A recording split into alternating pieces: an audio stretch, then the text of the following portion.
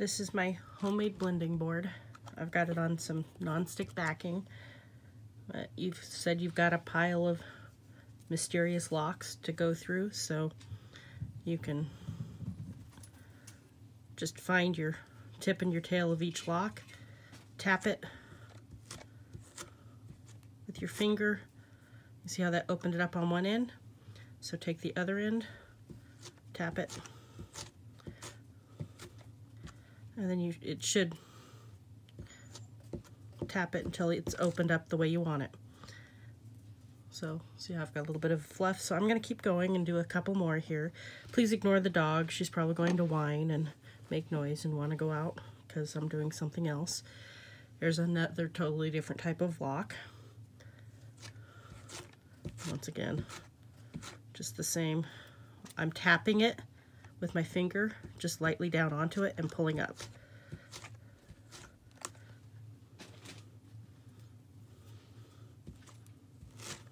And you can hear it, and I'm not doing the best job right now, but you're just opening it up so that it becomes a nice pile of fuzz. That part's fine. If you see little bits where it's not really open, you can tap it again and get that open. You're going to have a bit of a mess here on the end. That's okay. No big deal. So again, you might break it down so that it's in workable sized pieces. Tap it till it starts to open up. If you tap it down too hard and you pull like this, it'll work, but you're gonna wear your hands out. It'll get a little tiring fairly quickly. So I just tap it and then pull up. Some locks are harder to do that with than others. I've got some Teeswater here, and this is short for Teeswater, but this Teeswater doesn't, just the tapping isn't going to open it quite as well because it's so long, so I'm going to have to pull some of that through. And I'll do the tails. Most people would turn this into an art yarn for the Teeswater because it does beautiful locks, but see how that opens up into nice fluffy? It's also super shiny, which I'm not sure the light is showing. And I've got some that I've dyed up into a nice tomato red. So you can, don't do too large of a handful, but find your ends. That's really good. Tap it and pull it.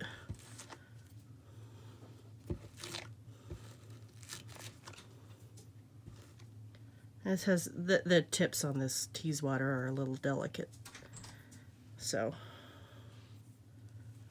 just tap it and pull it. And I'm going to assume you already know how to use a blending board as they're meant to be used, but if you say you've got mostly grays and blacks and darks and you want to add some color, you can add in any type of commercial roving. I've got Corriedale here, you know, just paint it on like you would normally. And I've got black merino that would be good. You can throw in some sparkle and make it all shiny and pretty.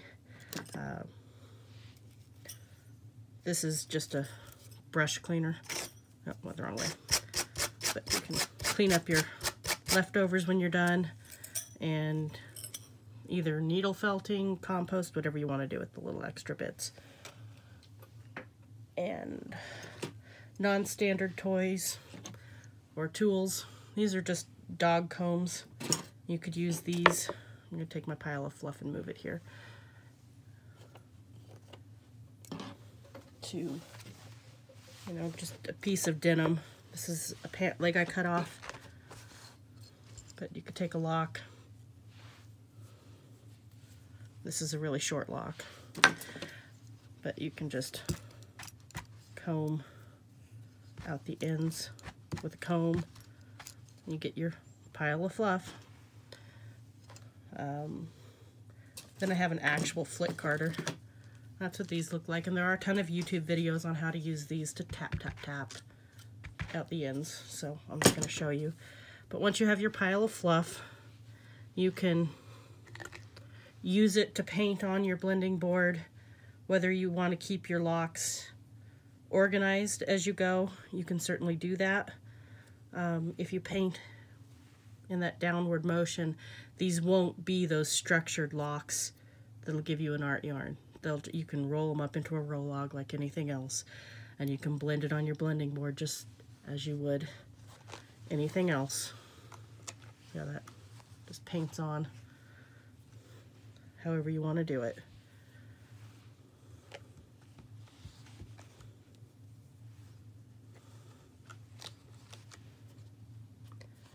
And I hope this helps you on what to do with locks when you don't like art yarn, which is not my favorite either. I don't spin locks.